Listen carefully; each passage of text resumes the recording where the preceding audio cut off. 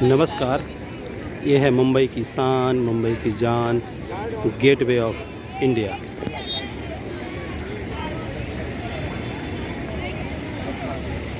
और उसके सामने सुंदर सा ताज होटल जो अपनी भव्यता को स्वयं प्रदर्शित कर रहा है। और गेटवे ऑफ इंडिया के जस्ट सामने बनी हुई है शिवाजी महाराज की सुंदर सी मूर्ति। और शिवाजी महाराज तो हमारे महाराष्ट्र की शान है।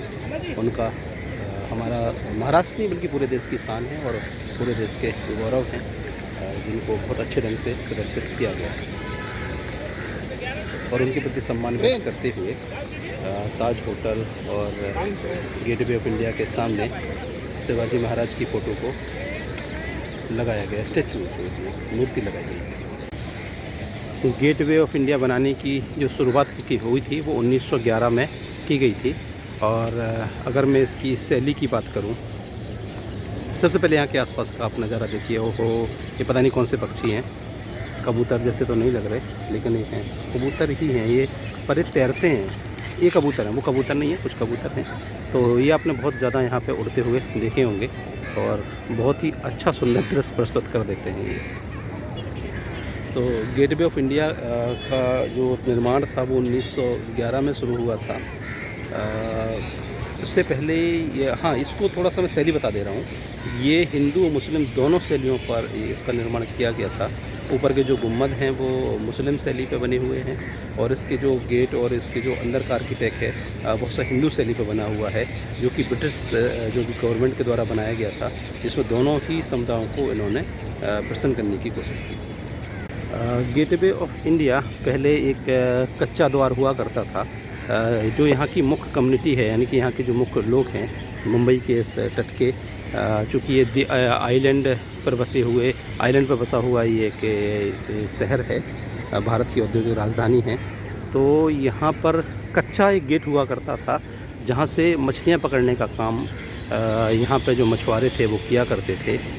बाद में ब्रिटिश सरकार के द्वारा इसी गेट को पक्का करा दिया गया और आज ये पर्यटकों का बहुत बड़ा स्थल बन के उभर करके सामने आया है। गेटवे ऑफ इंडिया को मुंबई का ताजमहल भी बोलते हैं कि मुंबई जिस तरह से आगरा में ताजमहल की खूबसूरती है, प्रसिद्धि है, उसी तरह से मुंबई में गेटवे ऑफ इंडिया ताजमहल के ही समान है। गेटवे ऑफ इंडिया में आने के लिए आपको कोई शुल्क अदा नहीं करना होता है, ये बिल्कुल फ्री है।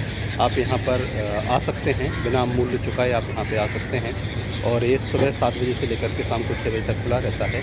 आप यहाँ पे आइए, अपने इतिहास को जानिए और गेटवे ऑफ इंडिया को देखिए। गेटवे ऑफ इंडिया के जो वास्तुकार हैं वो जॉर्ज विटेट हैं, जो कि एक स्कॉटिश आर्किटेक्ट थे। उन्होंने इसका निर्माण किया था, जिसमें भारतीय और हिंदू और मुस्लिम दोनों शैलियों को उन्होंने समाहित किया है। सबसे अंतिम और महत्वपूर्ण बात इसमें जो निकल कर के सामने आई है, जो मैं आपको बताना चाहता हूँ, जब 1947 में भारत को आज़ादी मिली, उसके बाद धीरे धीरे ब्रिटिश सेना का यहाँ से पलायन होना शुरू हुआ, वो यहाँ से वापस जाना शुरू हो जाती हैं। तो जो अंतिम टुकड़ी भारतीय सेना की बची हुई थी यहाँ पे, वो इसी गेटवे ऑफ इंडिया के अंदर से गुजर करके अपने देश यानी कि ब्रिटेन की ओर गई थी। तो ये अंतिम टुकड़ी की विदाई इसी गेटवे ऑफ इंडिया के माध्यम से, इसी गेटवे ऑफ इंडिया के से हुई थी।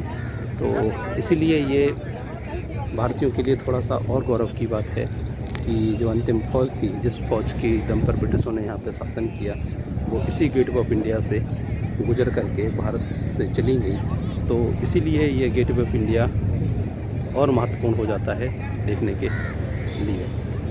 और मुझे तो बहुत अच्छा लगा, ये बहुत अच्छा बना हुआ है और बहुत ही सुंदर स्मारक है।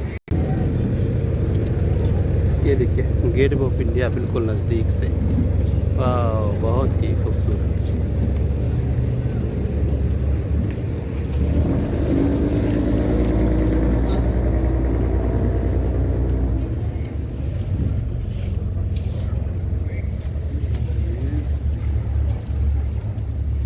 यहाँ पे कई जहाज, मांडुआ, कोलाबा और कई अन्य आइलैंड है जिसके लिए जाते हैं।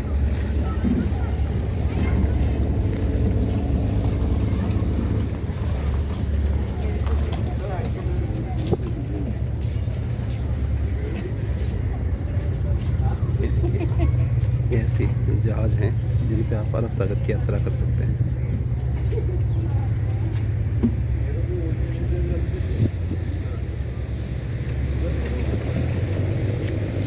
बहुत ही सुंदर कलाकृतियाँ हैं।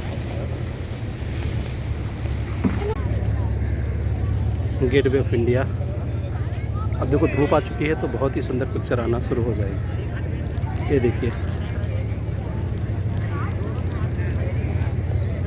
ताज होटल कितना सुंदर लग रहा है। ये नई बिल्डिंग इन्होंने साथ बनाई है और